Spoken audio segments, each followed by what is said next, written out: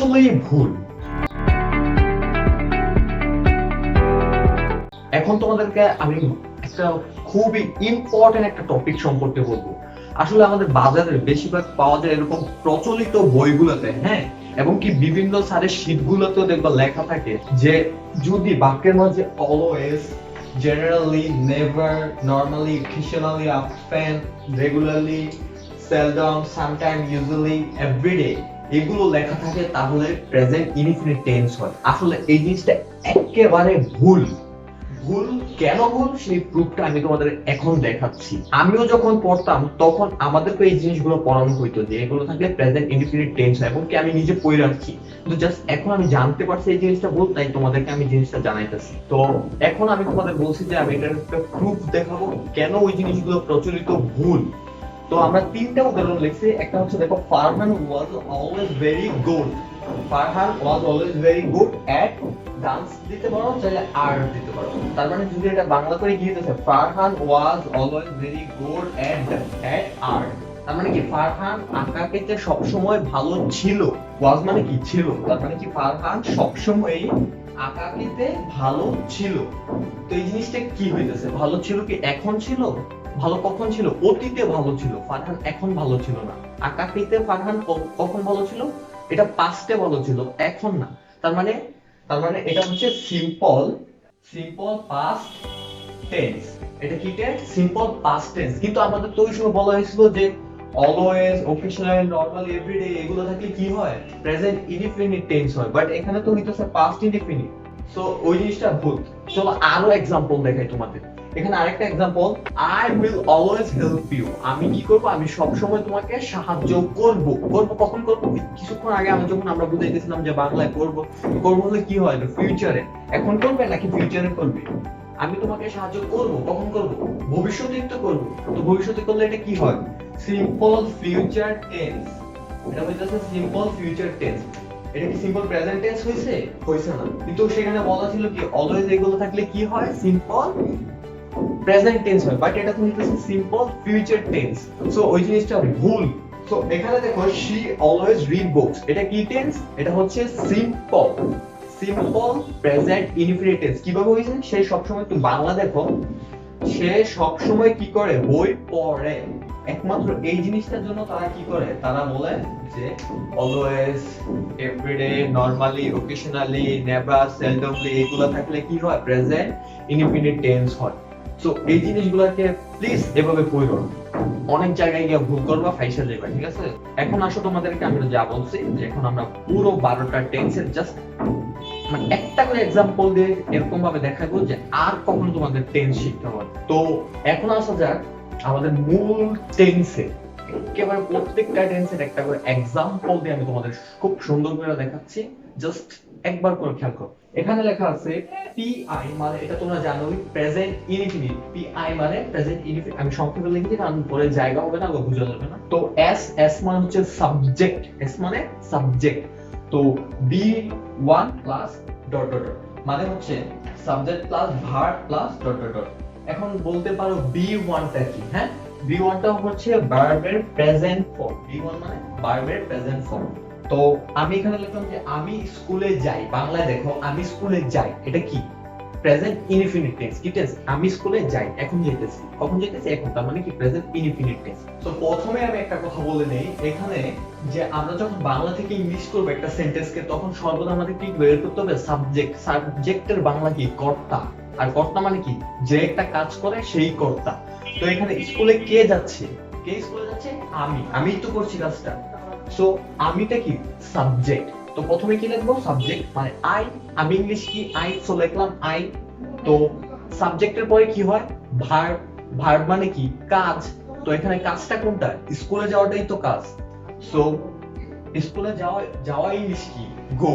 আর কোথায় যেতেছিলাম? স্কুলে। তার মানে কি? I go to school. I go to school. আমি স্কুলে যাই। সো বাংলা থেকে এভাবে তোমরা সিম্পল ইংলিশ করে ফেলতে পারবে। জাস্ট তোমাদেরকে ভোকাবুলারি লেভেলটাকে ইনক্রিজ করতে হবে, তাহলে খুব সিম্পলি তোমরা করতে পারবে। তো এখানে আরেকটা জিনিস দেখাই। এখন প্রেজেন্ট কন্টিনিউয়াস এর ক্ষেত্রে দেখো, তো কন্টিনিউয়াস এর ক্ষেত্রে subject plus am, is, are plus being plus dot dot dot. এখন ডট ডট মানে কি? ডট ডট মানে এক্সটেনশন, বাকি যে অংশ থাকে সেন্টেন্সে সেটাকে ডট ডট দিয়ে বুঝিয়ে দিলাম আর কি। সো এখানে সাবজেক্ট প্লাস, এখন অনেকে প্রশ্ন করতে পারে যে বিং, ভাইয়া বিং মানে কি? এই জিনিসটা তো আগে কোথাও দেখলাম না। সো বিং মানে কি? বিং মানে হচ্ছে ভার্ব, ভার্বের প্রেজেন্ট ফর্ম, ভার্বের প্রেজেন্ট ফর্ম। কারণ কখনো কখনো কি জীবনে দেখছো যে আইএনজি কখনো যে ভার্বের পাস্ট ফর্ম বা পাস্ট পার্টিসিপল ফর্মের সঙ্গে কখনো হয়? কখনো হয় না।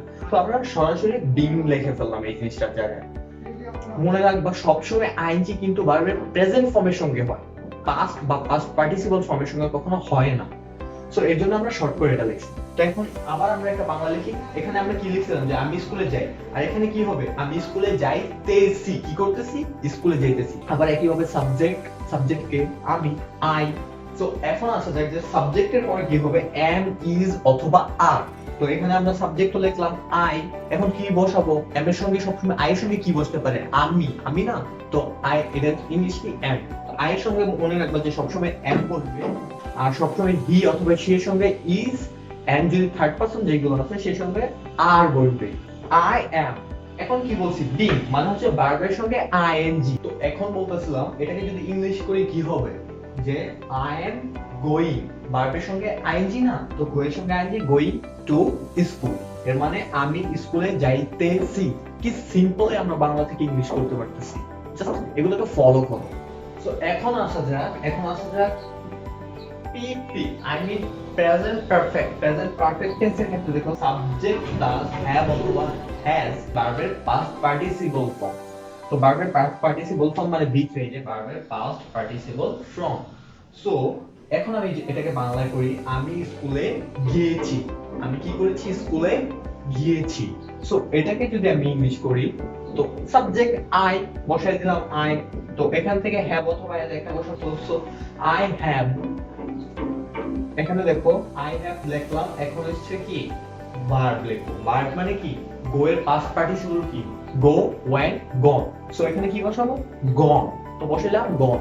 এখন দেখি, তো বলছি যে এক্সটেনশন মানে হচ্ছে বাকি অংশ, বাকি অংশ। এখানে বাকি অংশ কি? To school. আমি কোথায় গিয়েছি? স্কুলেতেই তো গিয়েছি। So I have gone to school, আমি স্কুলে গিয়েছি। অথবা বলতে পারি আমি স্কুলে গিয়েছি, এরকম একই। Present perfect continuous. এখন প্রেজেন্ট পারফেক্ট কন্টিনিউয়াস এর মধ্যে আমরা শুরুতে একটা কথা বলেছিলাম যে যেই কাজটাই করি না কেন একটা সময় বুঝাবে। সময় না উল্লেখ করলে কখনো প্রেজেন্ট পারফেক্ট কন্টিনিউয়াস হবে না। পারফেক্ট কন্টিনিউয়াস এর মধ্যে সব সময় সময় উল্লেখ হবে, মনে রাখবে এই জিনিসটা।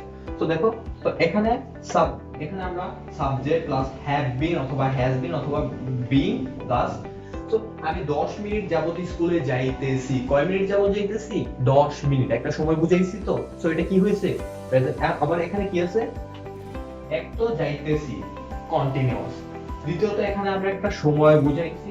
সো এর জন্য এটা কি হয়েছে? Present perfect continuous. Direct continuous form থেকে পারফেক্ট কন্টিনিউয়াস হয়ে গেছে। সো আবার আগের মতো সাবজেক্ট আই, এর সঙ্গে হ্যাভ বিন, তারপর বার মানে কি?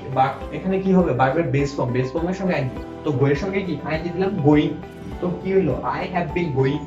তো কোথায় যেতেছিলাম? স্কুলেতে যেতেছিলাম না? তো টু স্কুল। এখন হচ্ছে কতক্ষণ সময় যাবত যেতেছি? 10 মিনিট যাবত। তো ফর 10 মিনিটস। কয় মিনিট? For 10 minutes. তো এখন আসা যাক আমাদের পাস্ট টেন্সের ক্ষেত্রে। এখন পাস্ট ইনডিফিনিট টেন্সের ক্ষেত্রে দেখি। পাস্ট ইনডিফিনিটের ক্ষেত্রে সাবজেক্ট প্লাস V2 মানে হচ্ছে ভার্বের পাস্ট ফর্ম, যেমন গো থাকলে ভার্বের পাস্ট ফর্ম কি? ওয়েন্ট। তো এখানে দেখো যে আমি স্কুলে গেলাম অথবা গিয়েছিলাম, হ্যাঁ, যেটাই লিখি। তো এখানে সাবজেক্ট কি আছে? আমি ইংলিশ কি? সো আই লিখলাম। তো আমাদের তারপরে কাজটা কি ছিল? স্কুলে যাওয়াটা না? তো তখন যখন প্রেজেন্টের ক্ষেত্রে লিখতেছিলাম তখন কি লিখতেছিলাম? গো লিখতেছিলাম, ভার্বটা যেটা গো। এখন কি হবে? এটা পাস্ট ফর্ম না? তো পাস্ট ফর্মের ক্ষেত্রে কি হবে? গো থেকে ওয়েন্ট হবে। সো লিখলাম ওয়েন্ট। তো কোথায় যেতেছিলাম? স্কুলে। তো টু স্কুল, তার মানে স্কুলে। তো আমি স্কুলে গেলাম বা গিয়েছিলাম। তো এখন কন্টিনিউয়াসে দেখি, কন্টিনিউয়াসে কি হবে? সাবজেক্ট প্লাস ওয়াজ অথবা ওয়্যার যুক্ত হবে, ঠিক আছে? তো বিং মানে হচ্ছে ওই যে ভার্বের সঙ্গে আইএনজি, ভার্বের বেস ফর্মের সঙ্গে আইএনজি। তো আমি স্কুলে যাইতেছিলাম। দেখো এখানে কিন্তু কি লিখলাম? আমি স্কুলে গেলাম, আর এখানে তেছিলাম কন্টিনিউয়াস এর মূলত একটা খুবই ইন্টারেস্টিং জিনিস। তেছিলাম থাকলে খুব সুন্দরভাবে বুঝে যায় কন্টিনিউয়াস ফর্মে আছে। সো আমি স্কুলে যাইতেছিলাম। তো আই ওয়াজ অথবা ওয়ার এর সঙ্গে সবসময় কি বলবে, ওয়াজ দিতে বলবে। তো আই ওয়াজ ক্ষেত্র বিশেষে কিন্তু ওয়ার বসে, ওয়ার যে বসানোর জন্য নয় বসে, কিন্তু ওটা পরে দেখাবো। সো আই ওয়াজ কোথায় যেতেছিলাম, স্কুলে। তার মানে কোথায় যাওয়াটা ইংলিশ কি, গো। তার মানে গোয়ের সঙ্গে ভার্বের সঙ্গে আইন না, তো গোইং কি হবে, গোইং। কোথায়, স্কুলেতে, তো to school. I was going to school. Literally সুন্দর করে যদি আমরা উচ্চারণ করি, তো I was going to school. তো এখন দেখো, এখানে আমরা পাস্ট পারফেক্টটা যেটা, এখানে পাস্ট পারফেক্টটা কিন্তু আমরা উজ্জ রাখছি। এই জায়গায় পাস্ট পারফেক্ট বলে আমরা লিখি নাই। কেন লিখি নাই বলছি, এটার জন্য আলাদা একটা ক্লাস দেবো সম্পূর্ণ, কারণ পাস্ট পারফেক্ট টেন্স খুবই একটা ক্রিটিক্যাল টেন্স। এর জন্য সম্পূর্ণ একটা আলাদা ক্লাস লাগবে। সো এখন এটা স্কিপ করে আমরা ডাইরেক্ট পাস্ট পারফেক্ট কন্টিনিউয়াসে চলে যাই। তো পাস্ট পারফেক্ট কন্টিনিউয়াসে সাবজেক্ট হ্যাড বিন প্লাস ভার্বের সঙ্গে আইএনজি মানে বিং। সো পাস্ট পারফেক্ট টেন্সের একটা মজা তোমাদের বলি, যতগুলা পারফেক্ট কন্টিনিউয়াস টেন্স আছে সবগুলোতে সময় উল্লেখ থাকবে। সো উদাহরণটা লিখে, আমি 10 মিনিট যাবত স্কুলে যাইতেছিলাম। আমি কত মিনিট যাব, 10 মিনিট যাব। তো এখন আসি আমরা ফিউচার টেন্সের ক্ষেত্রে। তো ফিউচার টেন্সের ক্ষেত্রে এফআই মানে হচ্ছে ফিউচার ইনডিফিনিট। তো ফিউচার ইনডিফিনিটের ক্ষেত্রে এখানে আমি কি লিখছি, সাবজেক্ট প্লাস শেল অথবা উইল প্লাস বি ওয়ান মানে হচ্ছে ভার্ব ওয়ান, মানে ভার্বের বেস ফর্ম। সো আমি যদি লিখি বাংলায়, আমি স্কুলে যাইবো বা যাব, আমি স্কুলে যাইবো বা যাব। কখন যাব, এখন তো না, হয়তো আগামীকালকে যাব বা ভবিষ্যতে যাব, এরকম আর কি। তো এটা তো ফিউচার, তো ইজিলি বুঝতেছো। তো এখন দেখো, তো এটাকে ইংলিশ করলে আই, এখানে শেল অথবা উইল, তো আই উইল। শেলও দিতে পারো, কিন্তু শেল হচ্ছে ব্রিটিশ স্টাইল, সেটা এখন মানুষ খুব কম ইউজ করে, তো আমরা উইল ব্যবহার করি, এটাই সব জায়গায় ইউজ। তো আই উইল, তো যাওয়াটা ইংলিশ কি, গো। তো আই উইল গো, তো গো কোথায় যেতেছিলাম, স্কুলে, তো to school. I will go to school. তো আমি স্কুলে আমি স্কুলে যাব বা যাইবো, তো I will go to school. এখন আসি ফিউচার কন্টিনিউয়াস। ফিউচার কন্টিনিউয়াস এর ক্ষেত্রে দেখো, এখানে একটা শেলের সঙ্গে কিন্তু এখানে শুধু শেল আছে, এখানে কিন্তু শেলের সঙ্গে বি হইছে, মানে উইলের সঙ্গেও বি হইছে। তো সাবজেক্টটা শেল বি, উইল বি এবং বিং। বিং মানে হচ্ছে দ্য ভার্ব প্রেজেন্ট ফর্মের সঙ্গে আইএনজি আর কি। আমি আবার যদি বাংলায় লিখি, তো আমি স্কুলে যাইতে থাকব। সো এটাকে ইংলিশ করলে আই উইল বি, এখানে উইল বি লাগাইলাম। তো যাওয়া ইংলিশ গো, অবশ্যই গো এর সঙ্গে আইএনজি, বেস ফর্মের সঙ্গে ভার্ব মানে একটা ক্রিয়া, যাওয়াটা কাজ, তো এর সঙ্গে আইএনজি দিলাম। তো কোথায় যাই থাকবো, স্কুলে, তার মানে টু স্কুল। তো এটা I will be going to school. তো এখন আসি আমরা ফিউচার পারফেক্ট টেন্সের ক্ষেত্রে। ফিউচার পারফেক্ট টেন্সের ক্ষেত্রে শ্যাল হ্যাভ অথবা উইল হ্যাভ এবং ভার্বের পাস্ট পার্টিসিপল ফর্ম। সো আমরা এখন দেখি, আমি স্কুলে যাইতে থাকবো। কোথায় যাইতে থাকবো, স্কুলে। সো এখানে সাবজেক্ট বসালাম আই, এখানে শ্যাল হ্যাভ অথবা উইল হ্যাভ, তো বসালাম will have, I will have. তো ভার্বের পাস্ট পার্টিসিপল গো, ওয়েন্ট, গন। গন হচ্ছে পাস্ট পার্টিসিপল ফর্ম, সো বসালাম পার্টিসিপল ফর্ম ফ্রম, গন। তো কোথায়, স্কুলে, টু স্কুল। তো I will have gone to school, I will have gone to school, আমি স্কুলে যাইতে থাকবো। সো আশা করি এই জিনিসটা ক্লিয়ার হয়েছে। আর যদি তোমাদের কোনো জিনিস বুঝতে প্রবলেম হয়, তোমরা এক কাজ করবা, অবশ্যই কমেন্ট করবা, আমরা তোমাদের বুঝিয়ে দেবো। আর চেষ্টা করবো আমরা তোমাদের পুরো একটা পিডিএফ ফাইল আকারে তোমাদেরকে টেন্সের একটা নোটস দেওয়ার জন্য। আর ফিউচার পারফেক্ট কন্টিনিউয়াস এর ক্ষেত্রে সাবজেক্ট প্লাস শেল অথবা উইল হ্যাভ, শেল অথবা উইল হ্যাভ বিন। মনে রাখবা, বিন কিন্তু এটা পারফেক্ট কন্টিনিউয়াস ফর্মে, হ্যাঁ বসে। তো বিং মানে হচ্ছে ওই যে ভার্বের বেস ফর্মের সঙ্গে আইএনজি, আমি সংক্ষেপে বিং লিখে ফেলছি। তো আমি 10 মিনিট যাবত স্কুলে যাইতে থাকবো। কত মিনিট যাবত, 10 মিনিট যাবত স্কুলে যাইতে থাকবো।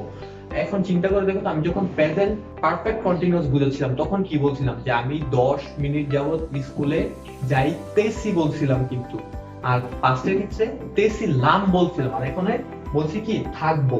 আর যখন বাংলায় বুঝাইছিলাম, এই জিনিসটা কিন্তু সেখানেও বুঝাইছিলাম। তো দেখো, I will have been going to school for 10 minutes.